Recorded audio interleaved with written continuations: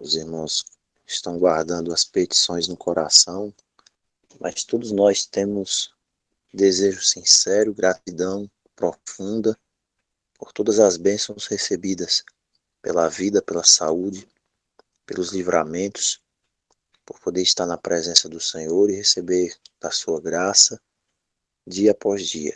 Neste pensamento, então, eu quero convidar a cada um dos irmãos para que nós possamos entrar na presença do nosso Pai Celestial em oração.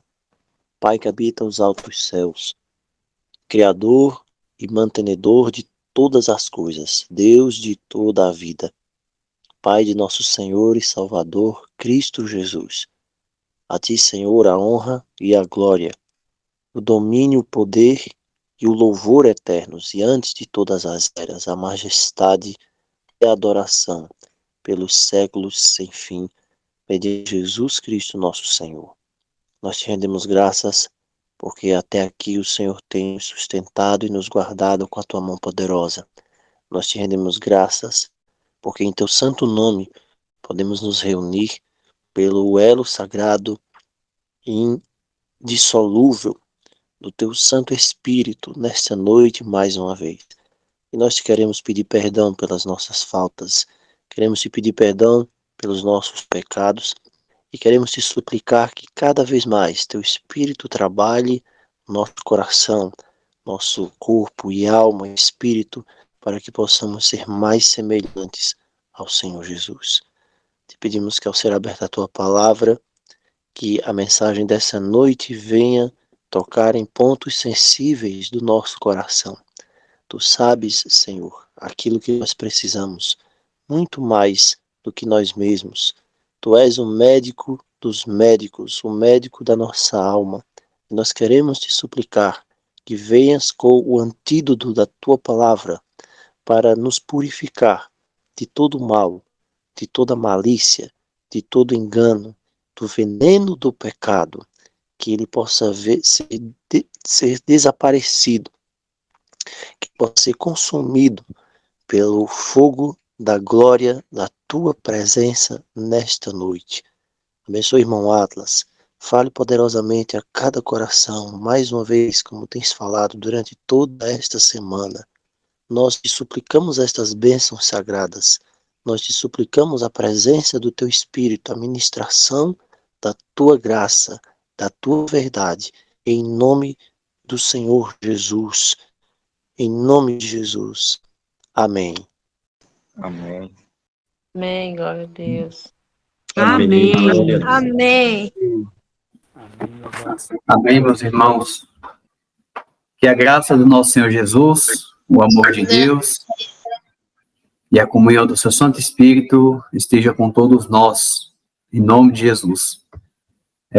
Como já dito no começo, hoje daremos início e, ao mesmo tempo, término ao estudo da carta de Paulo a Filemon, pois se trata de apenas um capítulo.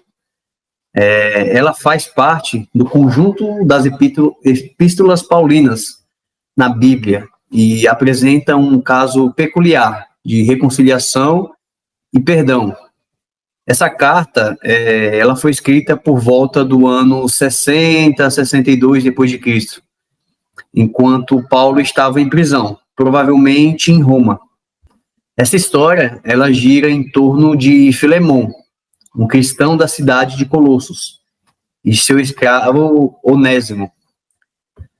O propósito primordial de Paulo, ao escrever essa carta, era reconciliar Filemon e Onésimo, pois ele havia fugido do seu senhor. Durante sua fuga, Onésimo encontra Paulo na prisão e se converte ao cristianismo.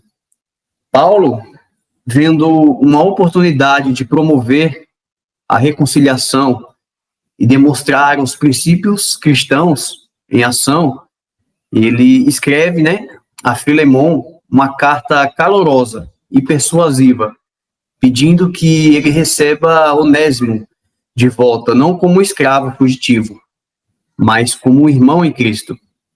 Esse contexto histórico e o propósito de Paulo ao escrever a carta de Filemon tornam-na uma das mais comoventes e poderosas mensagens de perdão e reconciliação encontradas na Bíblia, oferecendo-nos uma lição intemporal sobre como a fé cristã deve ser moldada, né, nos nossos relacionamentos e atitudes em relação aos outros.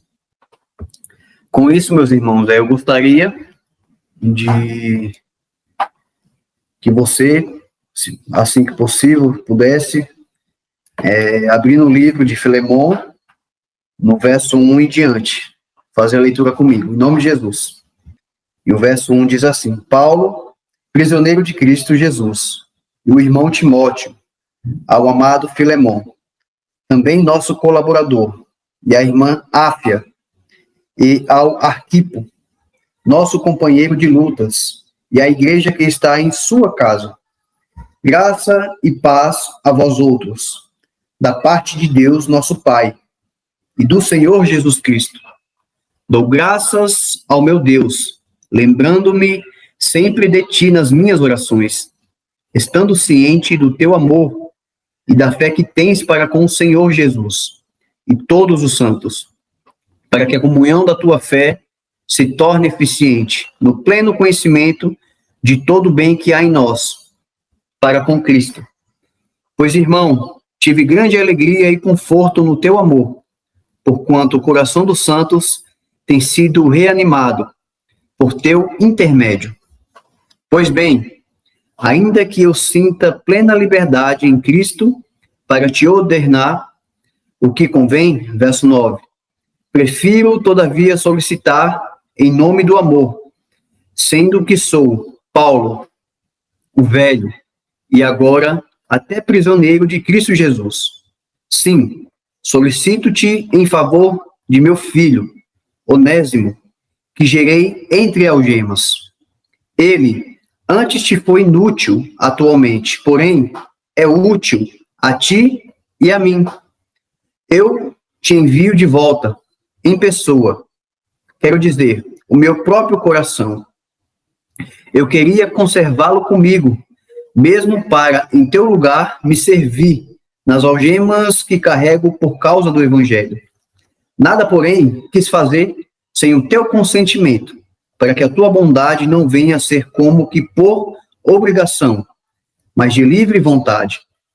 Pois acredito que ele veio a ser afastado de ti temporariamente, a fim de que o recebas para sempre, não como escravo, antes, muito acima de escravo, como irmão, caríssimo, especialmente de mim, e com maior razão de ti, quer na carne, quer no Senhor.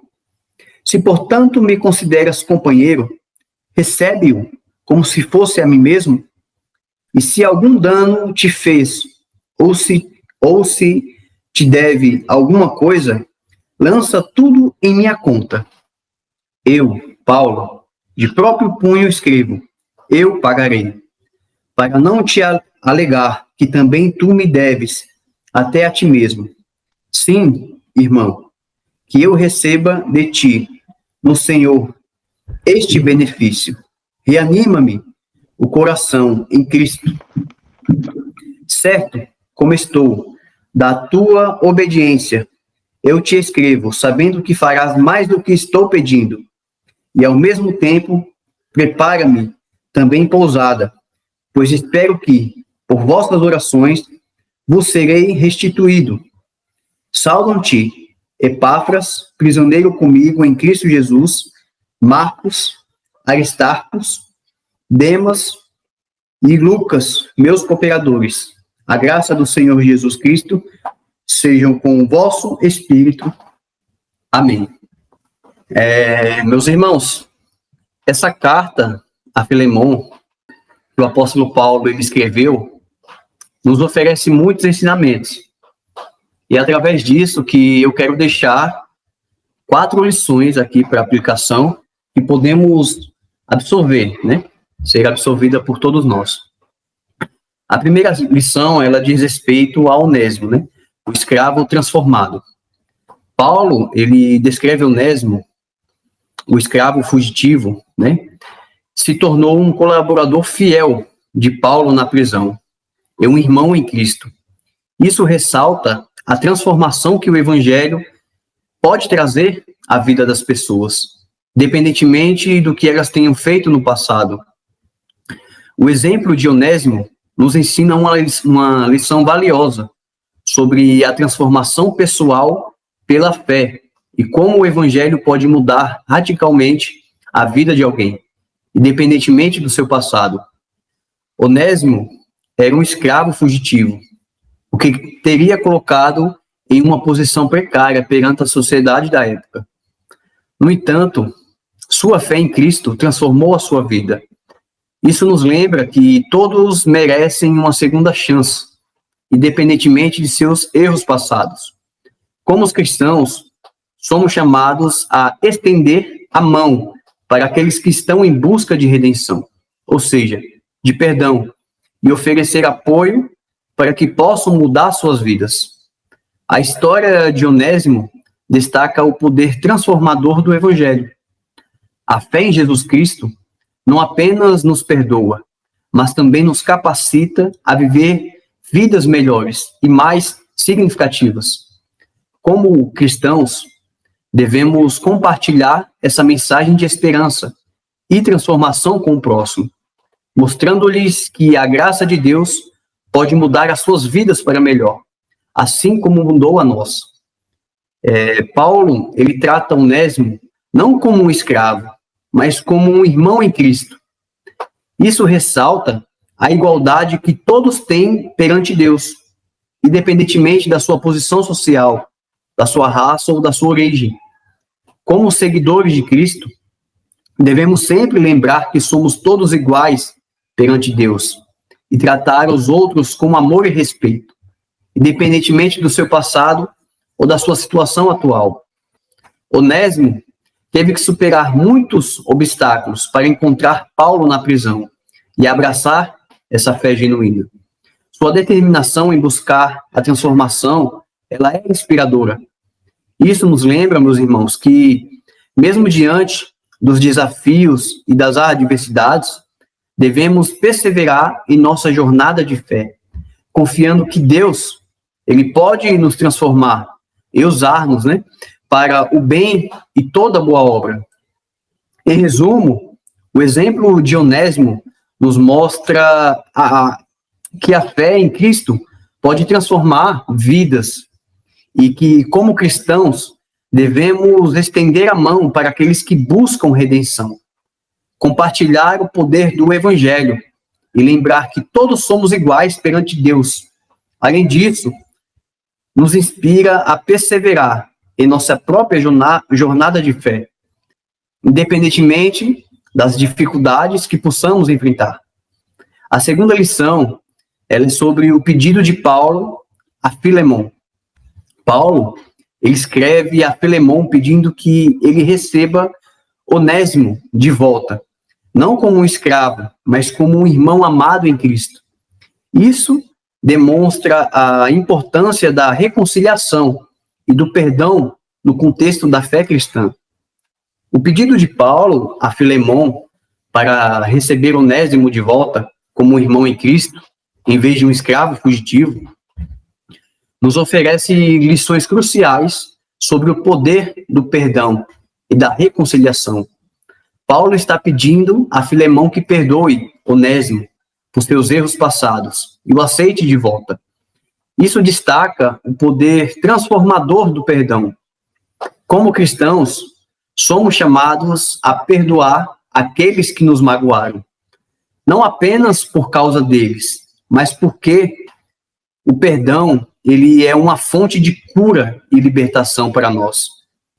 Embora Onésimo tivesse fugido de Filemon, como muitas das vezes, meus irmãos, também fugimos da graça de Deus, o mesmo, juridicamente falando, para dizer assim, poderia responder por esse ato, mas persuadido por Paulo, pelo pleno propósito divino relacionado ao perdão, Filemon, que outrora poderia se achar no direito em julgar, pode agora, através do perdão, reconhecer que mais do que perdoar, ele também precisava ser perdoado. Paulo, ele enfatiza que Onésimo agora é um irmão em Cristo. Isso nos lembra que, perante Deus, somos todos iguais e todos têm a capacidade de serem transformados pela fé.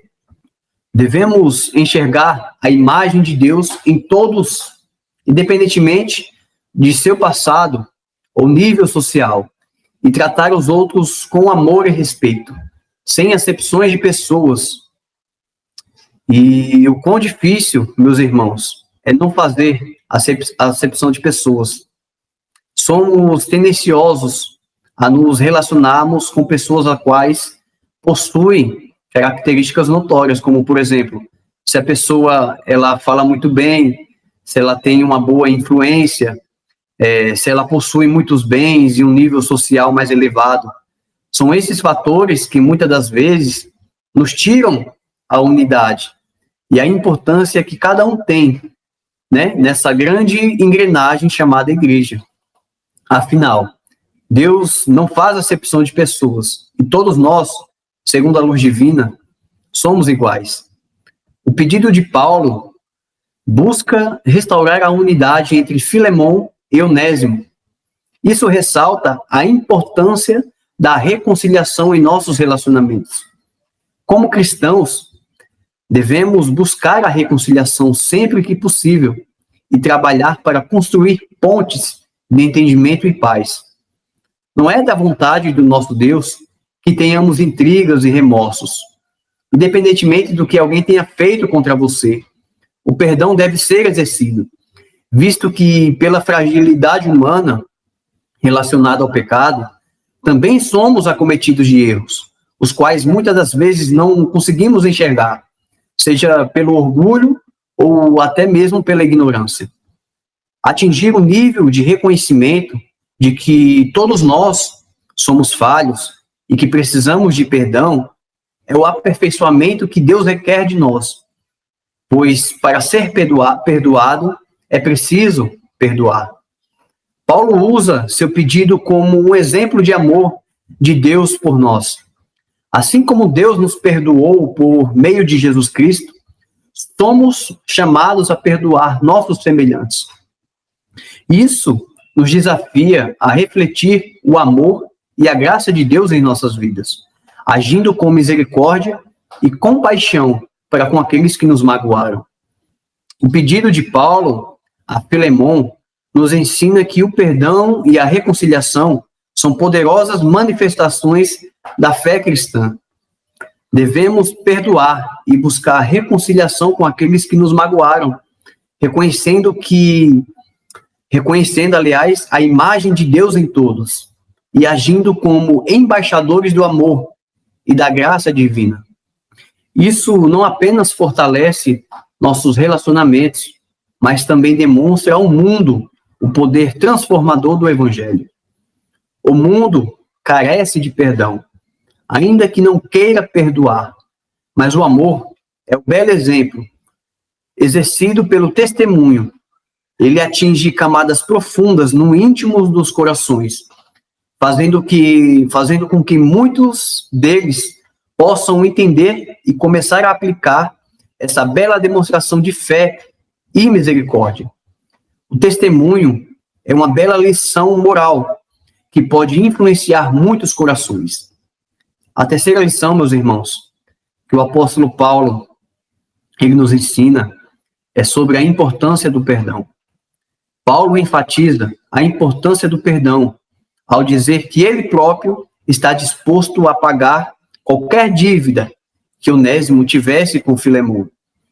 Isso reflete o sacrifício de Jesus Cristo na cruz, que pagou nossa dívida de pecado e nos ofereceu o perdão. A ênfase de Paulo na importância do perdão na carta de Filemon, aliás, a Filemon, oferece lições fundamentais sobre o significado profundo desse ato. A disposição de Paulo em pagar qualquer dívida que Onésimo pudesse ter com Filemon demonstra a generosidade da graça de Deus. Isso nos lembra que o perdão não é baseado em méritos, mas na compaixão e na generosidade.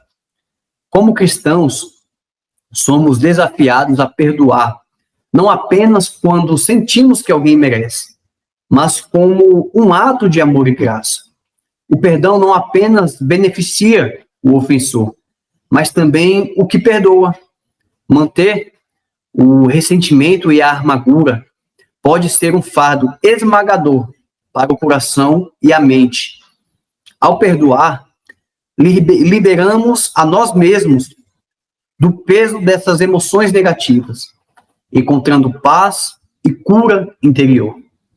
Ao reconhecer sua disposição de pagar a dívida de Onésimo, Paulo, ele nos lembra que todos nós dependemos da graça de Deus e precisamos de perdão.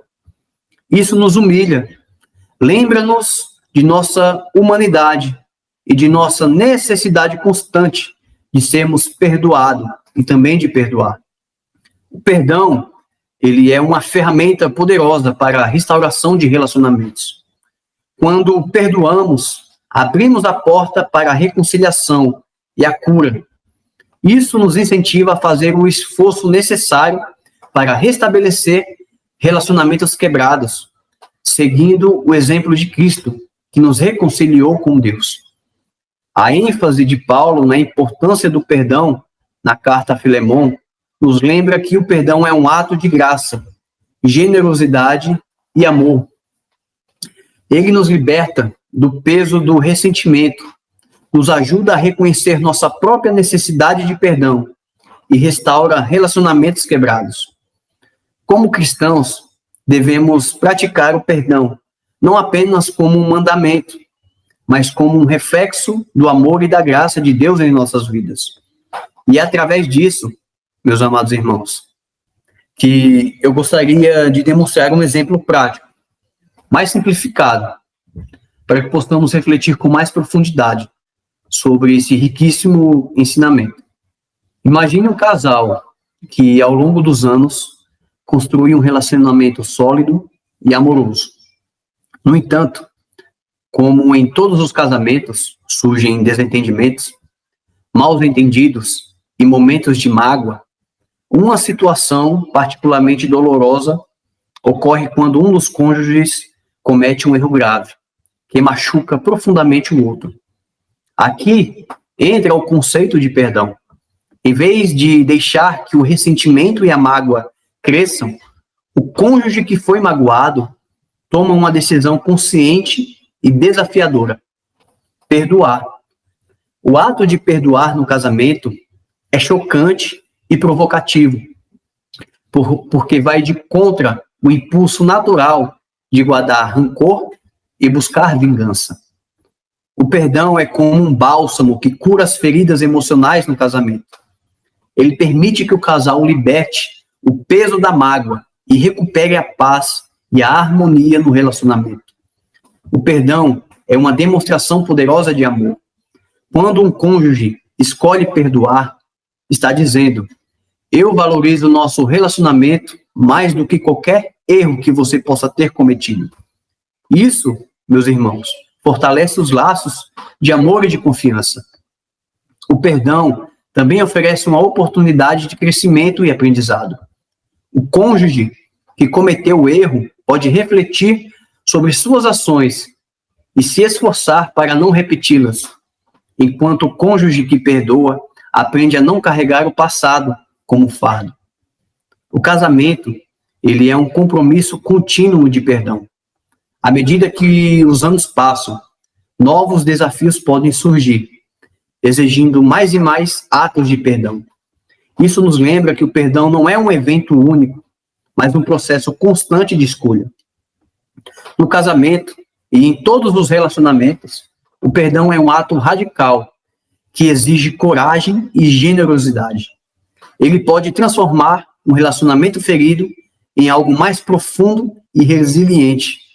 Assim como Deus nos perdoa constantemente, somos desafiados a perdoar nossos parceiros e praticar o amor incondicional. O perdão no casamento não é apenas uma escolha sensata, mas uma demonstração poderosa do poder transformador do amor e da graça. Talvez você esteja aqui hoje e pela falta de entendimento com a palavra, optou em não perdoar aquela pessoa que você tinha um relacionamento profundo, seja no casamento, na família, seja com parentes ou em amizades. Pela falta de entendimento e conhecimento sobre a vontade de Deus, a ira e o rancor têm tomado proporções profundas em sua vida. E isso, mesmo que você não perceba, tem lhe trazido muitos sofrimentos e sequelas. Como visto, o perdão não somente é ensinado, mas para que possamos pertencer verdadeiramente ao corpo de Cristo, devemos perdoar, pois isso é um mandamento moral e irrevogável. Não é fácil perdoar. Eu sei que só você sabe o que você passou, mas pense, Deus, Ele lhe perdoa diariamente. Todos os seus erros e pecados, sempre que confessados, são e podem ser perdoados. A verdade, meu irmão e minha irmã, é que o que você tem feito contra Deus é mais grave do que aquilo que o seu ofensor tem feito contra você. Nosso pecado é digno de nos colocarmos em um estado de reprovação e condenação eterna. Porém, sendo Deus misericordioso, nos deu Jesus, seu bem mais precioso, para a remissão de nossos pecados, através da graça. Sendo assim, por que não podemos perdoar a quem nos tem ofendido? Hoje e agora, o perdão, ele não é aceitável apenas pelas palavras, mas sim pelas ações. Como podemos perdoar quem nos magoou, simplesmente dizendo que perdoamos essa pessoa, mas que em nossas ações e nos nossos pensamentos distanciamos esse relacionamento? Desfazemos esse relacionamento. Perdoar não é dizer, não é professar apenas, mas fazer. Perdoar é persistir nesse vínculo de amizade, de relacionamento, de casamento, principalmente se tratando, de um casamento. Talvez você esteja aqui comprovando pelo tempo que as suas ações de não perdoar e se desfazer de algo divino, que é um casamento ou qualquer relacionamento sincero, tem lhe trazido muitos sofrimentos e sequelas. Mas saiba, meu irmão e minha irmã, que a bênção do perdão está disponível para você agora. Use desse belo exemplo que o próprio Deus nos deu e verá a sua alma sendo lavada e purificada. Verás que o perdão é verdadeiramente o melhor caminho e que nenhuma bênção há quando agimos por orgulho e desprezo, por não perdoar a quem nos tem ofendido. Pelo contrário, contraímos muitos sofrimentos pela falta do perdão. A amargura, o ressentimento e uma vida infeliz é uma das consequências que a falta de perdão nos dá. Não se deixe levar pela mentirosa narrativa da mídia em dizer que devemos nos amar primeiro.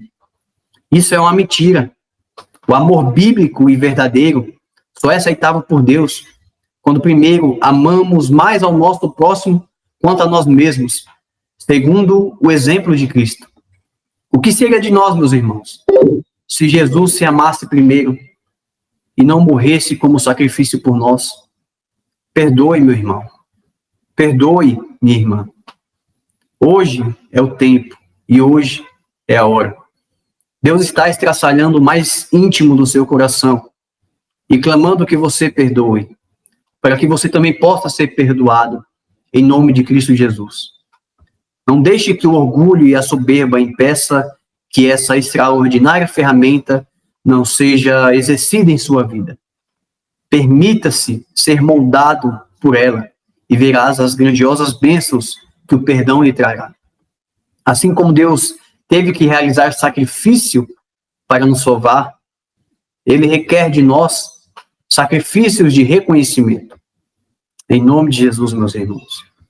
A quarta e última lição que essa preciosíssima carta nos ensina, ainda sobre o perdão, é sobre a lição de Filemão. Filemão, ele é desafiado a perdoar e reconciliar-se com Onésimo, assim como Deus nos perdoou através de Cristo. essa carta nos lembra que a fé cristã não é apenas sobre crença, mas também sobre a prática do perdão e do amor. A lição que Paulo ofereceu a Filemon, através da sua carta, é um exemplo marcante de como nós, cristãos, somos chamados a modelar o amor e a graça de Deus em nossas vidas. Imagine Filemon recebendo a carta de Paulo, na qual ele é desafiado a perdoar e reconciliar-se com Onésimo, seu escravo fugitivo. Filemon, como cristão, é confrontado com uma escolha difícil: seguir o exemplo de Cristo e perdoar, ou agir de acordo com os padrões sociais da época, buscando punição para Onésimo. E quais têm sido os padrões da nossa época, meus irmãos? Não seria o empoderamento ou amar a si próprio? Desfazer desses padrões demoníacos não seria um desafio para nós hoje? Perdoar e persistir não estaria fora da moda nos dias atuais? A verdade é que o amor contemporâneo não tem nada a ver com o amor bíblico, que tem como base também o perdão. A mensagem de Paulo a Filemon reflete o chamado cristão para sermos imitadores de Cristo. Jesus Cristo é a encarnação do amor e da graça de Deus, e somos chamados a seguir seu exemplo, perdoando e demonstrando amor, mesmo quando isso é desafiador. Filemon tinha a oportunidade de ser uma testemunha viva do Evangelho, através do seu ato de perdão. Aliás, ele teve e fez. Quando os outros vissem sua atitude de amor e reconciliação para com Onésimo, poderiam ser levados a se perguntar sobre a fonte desse amor incondicional. A fé de Filemon deveria ser refletida em suas ações. A carta de Paulo enfatiza que a fé não é apenas uma crença professada, mas algo que se manifesta em nossos relacionamentos e escolhas diárias. A fé em ação é um testemunho poderoso para o mundo. O perdão e a reconciliação entre Filemon e Onésimo quebrariam as barreiras sociais da época, onde os escravos eram frequentemente tratados com inferioridade. Isso destacaria a igualdade em Cristo e desafiaria as normas culturais injustas daquela época. Hoje, podemos afirmar que somos chamados a quebrar as barreiras sociais impostas por diversas instituições, principalmente as de ensino educacionais, que doutrinam os jovens, e os meios de informação, que é os meios televisionados, meios de rádio, enfim. Somos chamados a reparar essas brechas e professar o verdadeiro amor, esse amor que é divino, ainda que uma multidão esmagadora e alienada diga o contrário. Como cristãos, somos chamados a viver de maneira que reflete o amor e a graça de Deus em todas as áreas das nossas vidas. Isso inclui nossos relacionamentos e a maneira como tratamos aqueles que nos magoaram. A lição a Filemon nos lembra que, por meio do perdão e da graça, podemos ser agentes de transformação em um mundo que muitas das vezes, carece de compaixão e reconciliação. O amor de Deus deve ser o nosso guia, moldando nossas ações e atitudes em direção a um amor incondicional e a busca da paz. Encerro, meus irmãos, essa reflexão com a convicção de que as lições da carta de Filemon são verdadeiramente preciosas. Elas nos recordam que, como seguidores de Cristo, somos chamados a praticar o perdão, a reconciliação e o amor incondicional, refletindo o caráter de Deus em nossas vidas. Que possamos, em nossos relacionamentos cotidianos, ser agentes de transformação, escolhendo o perdão sobre a amargura, o amor sobre a hostilidade e a graça sobre o julgamento. Ao fazê-lo, não apenas seguimos o exemplo de Cristo, mas também trazemos luz e esperança a um mundo frequentemente marcado pelo conflito e pela divisão. Que a lição de Filemon nos inspire a ser luzes brilhantes de amor e graça, fechando cada capítulo de nossas vidas com a chave de ouro do perdão e da reconciliação. Em nome daquele que nos perdoou abundantemente, Jesus Cristo, nosso Senhor e nosso Redentor. Amém. Oremos ao Senhor. Pai santo e amado, louvado e engrandecido seja o teu santo, eterno e poderoso nome. Louvado, meu Deus, seja o Senhor, porque o Senhor nos perdoou imerecidamente, através desse perdão, dessa graça, mediante a Jesus, que podemos estar aqui hoje, meu Deus, e como reconhecimento desse perdão, desse amor, é que o Senhor nos dá a capacitação para podermos perdoar e verdadeiramente sermos chamados filhos teus.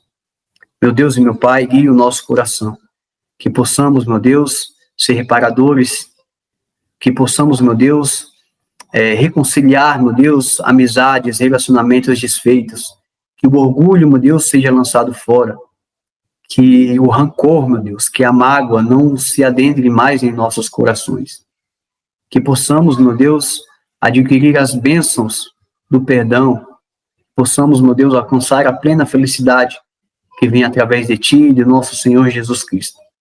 Que o Senhor nos abençoe, que o Senhor nos ajude a sermos melhores, meu Deus, em nossos relacionamentos.